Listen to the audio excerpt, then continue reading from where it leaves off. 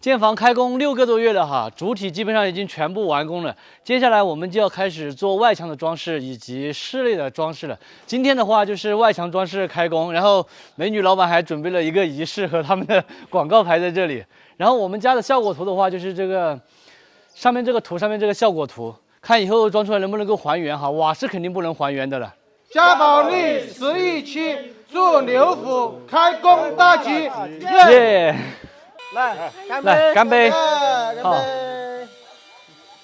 墙面我们做的是水包砂，然后下面贴了2片的这个墙裙砖，然后工艺的话做的是这个双生草工艺，已经把线给弹好了，就是3毫米乘以0.7毫米的生槽。今天早上已经把这些发泡陶瓷的窗套线全部都送过来了。我们做的是8×12的 L 型的这个发泡陶瓷窗套线。这个的话是梁托，梁托我们也是做的发泡陶瓷的，用膨胀螺丝打进去和那个粘贴砂浆粘贴进去，好大一个哈，老板。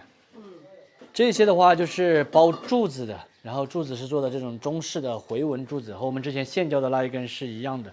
其实做这个外装这些东西哈，真的挺费钱的。以前没建房的时候就在考虑这些，觉得不费钱，到现在才知道这个东西太费钱了。如果早知道的话，就不会搞这些了。然后这里是刚刚送过来的粘贴砂浆，就是粘贴这一些发泡陶瓷的。这边的话是送的这个抗裂砂浆打底的，然后品牌也是用的嘉宝莉的，因为我们做的是这个嘉宝莉的11期嘛。然后这个的话是发泡陶瓷的窗套线，先给它涂刷一次抗裂砂浆，师傅说涂刷之后，以后才不会起那个蜂窝眼。看到没有？这旁边都是已经涂刷好的，这里晾晒了，然后明天就把这个窗套线贴上去。然后这个瓷砖大家看到没有？选的是750×1500毫米的，全无通铺的代价，剩了这么多的边角料。然后老板说这个颜色翻车了，当时他选的是这个浅灰色，看起来有点白哈，实际上是浅灰，不是那种很深的灰。当时因为害怕深灰色的话驾驭不住，如果就是说装修的钱少了，肯定是驾驭不住那个深灰色的。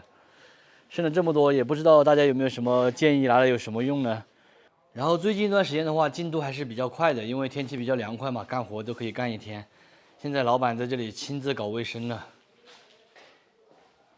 忙忙碌碌的话，又是一天结束了哈。昨天我去了一家买建材，然后别人看见我都说我现在怎么是又瘦又黑了。其实建房的话，真的是每天特别的忙，然后最主要的一点还特别的累。现在下班回家了。